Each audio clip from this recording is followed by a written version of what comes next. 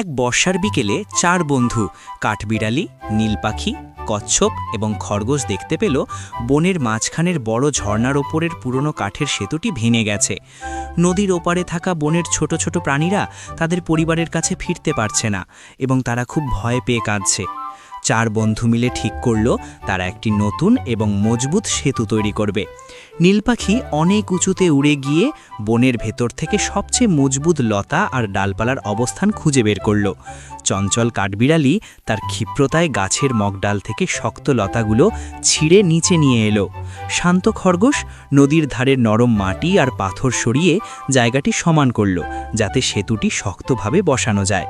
আর জ্ঞানী কচ্ছপ তার গায়ের শক্তি দিয়ে বড় বড় পাথরগুলোকে সারিবদ্ধভাবে সাজিয়ে সেতুর মজবুত ভিত্তি তৈরি করল।